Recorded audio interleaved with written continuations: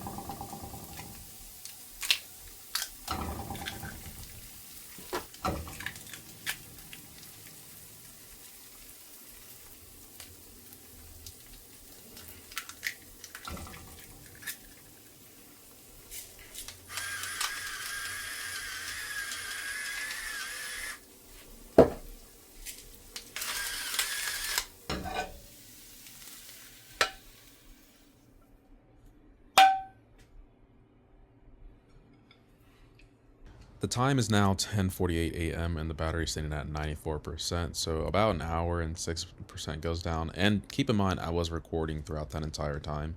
Like I do in most of my day in life videos, I'm going to show you guys the settings that I use. Obviously, the Wi-Fi is going to be turned off, simply because it gives you a better representation of how the battery works or lasts when it's not solely on Wi-Fi, because Wi-Fi is not that taxing compared to constantly switching between cell signals. But going into the display settings, as you can see here, I have a lot of the stuff turned off, but my resolution is set to max. By default, it's the one in the middle. It's the regular full HD plus. The always on display these days, I always just set to auto. Suffice to say, if you're a person who gets the device and run at the default settings, your battery life is going to be better than mine, pretty much. So going over into a quick speed test just to check out how my cell signal is. As you can see, I think I push nearly 800 down. Can I get there? Yes, I do remember. Yeah, so just over 800 down, and I think the upload is around 50. As an average consumer, I'd say if you have over like 50 down, maybe even like 35 down, you're going to be good for like 99.99% of things that you need to do on your smartphone, even when it comes to like streaming like 4K videos. So don't feel bad if you're not getting 800. I just live close to some cell tower that I have no idea where it is, but I need to eat my eggs and go back to work. So after about an hour goes by, it is noon, it's 12:02, and the battery's sitting at 93%. So battery didn't drain that much, to be honest, between the time that, I worked and now. But it's time to do a quick workout, so I'm going to get my running shoes on and go for a quick run. Also going to test out the camera a little bit more in some natural conditions. Connecting the Galaxy Buds 3 Pro as well as the Galaxy Watch as well. And when it comes to pairing Galaxy products within the same ecosystem. As you can see, it's fairly quick. I haven't actually used these in a while, so there is an update, but I like to not go for the update. I just want to get into my run and do the other things that I need to do in my day. But yeah, going to be doing some more camera shots and video tests as well, so I'll let you guys see that for yourself. Alright, just got done running my 5K, and I am using the portrait video, so it's not the regular standard video, but it's still recorded in 4K, 30 FPS. There's a tractor over there. I don't know how good the capture is in terms of the audio. Hopefully you guys can still hear me pretty clear. Yeah, you guys let me know how it looks and sounds. I'll also turn around so you guys get a better representation of, you know, how I look in the sunlight. I'd say it looks pretty good. I'll switch over to the regular video, but I would say portrait video looks pretty good on Samsung ever since like the S24 Ultra. But yeah, switching over to the regular video. All right, now this is the regular video, so there's like slight blurriness in the background, not so much. Everything is pretty much in focus. I'm facing kind of in a weird angle towards the sun. This is probably the best sunlight. But you guys let me know how it looks and sounds. There's no tractor this time, so it should be technically better. But yeah, once again, just ran 5K. I'll probably take a couple shots outside so you guys know what it looks like. But yeah, front-facing camera on the Samsung, I'd say are pretty good. But if you don't know about the portrait video, try it out. It looks pretty good. Also stabilization, it's all right. Anyway, we'll switch to the back camera, take a couple shots. All right, now I'm using the back camera on the S25 Ultra. I honestly have no idea what I'm looking at, so hopefully I'm in focus, but should be way sharper, not way sharper, but should be sharper than the front-facing camera. This is probably the best lighting you're gonna get because the sun's right there. But yeah, you guys let me know how it looks and sounds. Once again, this is the back camera, so this is probably as best as it's gonna get. Obviously, you can do the Pro or just raw 8K, and you can do whatever you want in terms of like post-production, but I'm an average consumer. Just give me the 4K, even 1080p HDR, I'll be fine. Once again, this is what it looks like when I'm in the sunlight. I'm tired, so I just want to go back, get some water, rest for like 20 minutes, and get back to work. So I take a couple photos using the front camera on the S25 Ultra, and I mix between portrait and the regular camera option. This one is portrait, just a bit of a wider angle, and I am pretty happy with the selfie camera on the S25 Ultra. This is the one that's just the regular camera, so it's a mix between things being in focus and not. This is one of my favorite shots, looking down at the phone, and it's seeing if it can capture the background really well. So as you can see, the clouds on the regular camera one is much more detailed than the one that was in portrait before. And then this next one is a portrait shot. I just really love the way Samsung handles their processing. But we're back from the run, done using the camera. Gotta lock the door, gotta be safe these days. I usually don't hype up Samsungs like this, but the time is 12:53 p.m. and the battery drained about 10 or so percent. But not only was I outside listening to music, streaming it with earbuds connected and my watch connected and doing videos in direct sunlight, and the battery only drained about 10%. I would say I'm pretty impressed with that, especially since I'm running at settings that are higher than normal, what normal people would use, I consider. But going back to work, because, you know, work pays the bills. You can't take any breaks.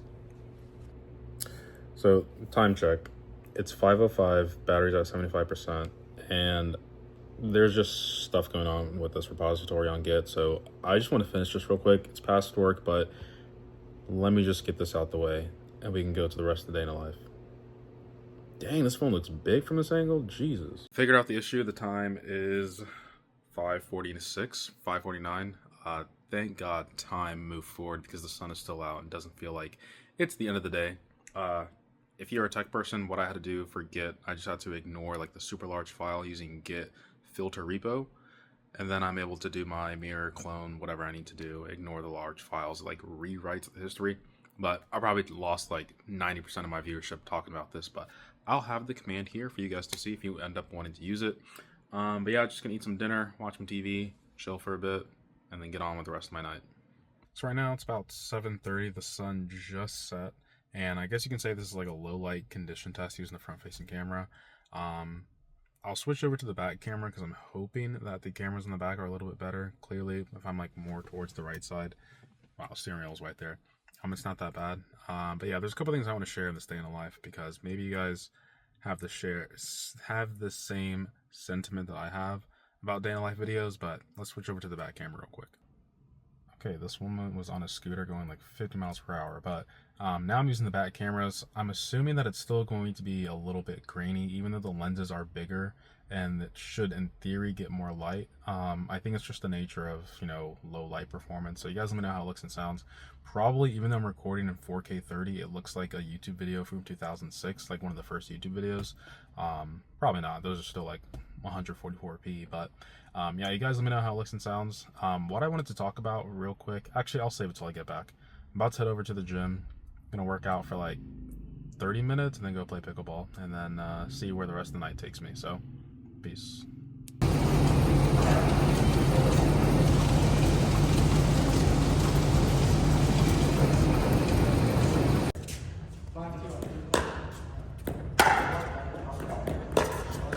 Hello? Hello. Yes, how may I help you? I have a order for BK78.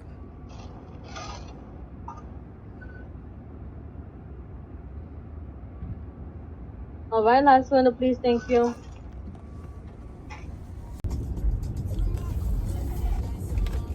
All right, now to talk about the topic that I wanted to talk about when it comes to day in the life videos and what I actually don't like about them and the realization that I've come to. By the way, please subscribe if by the time you get to your apartment, your McDonald's that you ordered is basically empty. But in all seriousness, let me talk about day in the life videos. So I've just come to realize that I'm not that entertaining of a person. I really see myself as like a regular person where I wake up, go to work. Once I get off work, I work out. If I'm too lazy to cook dinner, sometimes I'll just go to some fast food, McDonald's in this case, and then I chill, probably play a game, watch a video, maybe I make a video, go to sleep, repeat. Like, I understand for other content creators, right, especially if they have sponsors, right, they're doing all this crazy stuff day in, day out, but I'm really just working, exercising, eating, sleeping. That's it. I'm really not that excited of a person. Maybe that's what you guys care about on the channel. Maybe you want to see that exciting stuff. If you are, the sponsor is no one, so I don't really know what you're expecting. But the other narrative that I get from these day in life videos are like trying to kill the battery or what would the battery life be like. But I really don't think it's that real of a representation of what the smartphone is because especially this flagship phones, they charge so fast and there's people that, I mean, I'm a culprit of this as well, but there's people that go the entire day without charging their phone, which I really don't think that's realistic. What time is it? Anyway, there's people that don't think that it's realistic and or basically what I'm saying is it's not realistic because like if I'm driving somewhere, there's a charger in my car and I'm going to charge my phone. And on top of that, if I am at work or something, right, I'll probably charge my phone there. The counter argument to this, I understand, is like you don't need to charge your phone as much anymore because the battery just lasts all day. But I just don't really think that's true, right? If you expect to go somewhere, you're probably going to juice up your phone regardless just to make sure you have a buffer for emergencies. I know a lot of people can probably relate to that. So the whole, did my phone last the entire day without charging? It's a good stat to have, but at the same time, like, charging is so fast. Just charge midday and your phone's going to last you all day, right? You know, even if you get off work, right? When I worked at Target, right? As soon as I got off work, went home, and I, like, probably went out later that night, I charged my phone at home. 30 minutes is all I need. It's not like I'm going to say, oh, I don't have access to outlets when outlets literally exist everywhere. Anyway, I'm going on a rant, so... yeah, that's all I really wanted to talk about. So I'm probably just going to chill, watch Netflix for about an hour, do my battery life recap, and that's it.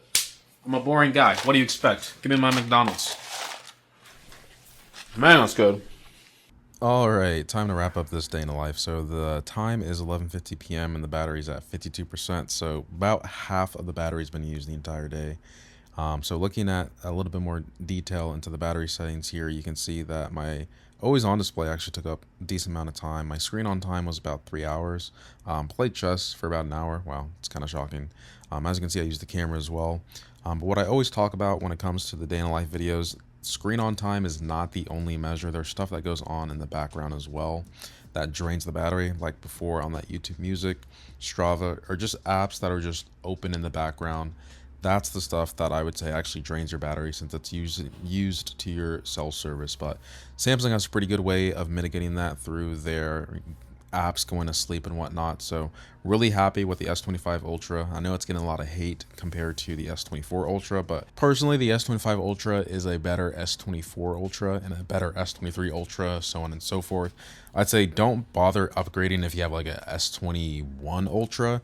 Anything before that, I would say you can consider, although Samsung has good trade-in deals, so take advantage of that. Anyway, guys, appreciate every single sub, like, and comment, and as always, guys, much love. And for people asking me, do I care about the S Pen losing Bluetooth functionality?